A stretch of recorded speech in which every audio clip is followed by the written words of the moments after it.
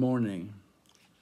The title of today's thinking is Reality or Virtuality?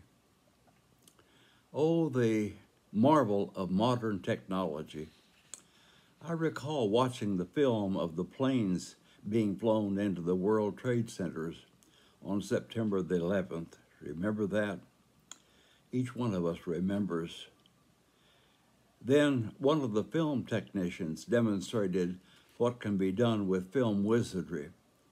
He was undoing the tragedy of the World Trade Centers. As I watched, the screen displayed the whole sequence in reverse. The towers rose up from the ground. The smoke billowing from the top of the towers was brought back from the air into the towers. The fire suddenly was drawn back from the outside to the inside and went out. The plane that hit the second tower miraculously came out of the tower and flew backwards out of sight. The fire started by the first plane hitting the right tower was put out, and then finally the two towers stood there, resplendent in all their original glory, tranquility, and peace. I began to think, and yes, all the people who were killed were restored to life. All the heartaches caused by the terrorists were removed. All the funerals were unnecessary.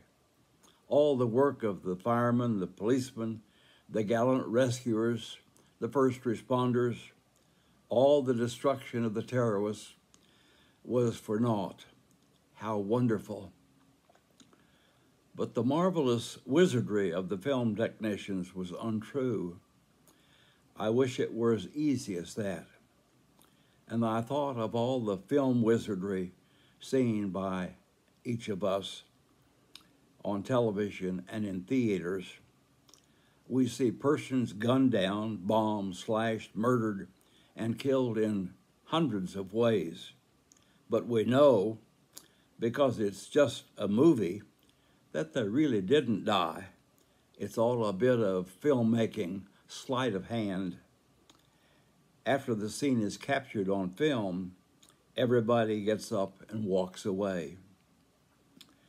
When persons pull triggers, real persons really die. When two cars crash, real individuals are killed and maimed. When a young man walks into a school and fires his AK-7, our children have their lives snuffed out. They don't get up after the drama is finished and live on. People really die. In this time of suffering and anguish and increasing difficulty, we are being forced anew to deal with the realities of a different life. Not virtualities, not imaginations, but realities. They may seem unreal, but they are certainly not. We are coming to grips with genuine reality, not make-believe. In our day, we see hundreds of television episodes where people are hurt, damaged, strangled, killed in many ways. Our televisions are full of virtual deaths and dying. We are so used to virtual depictions that we forget that in real life, damage, hurt, harm, and death are the reality. No one has the power to unwind the coronavirus movie. Over 100,000 people of our nation have really died. Millions have lost their jobs.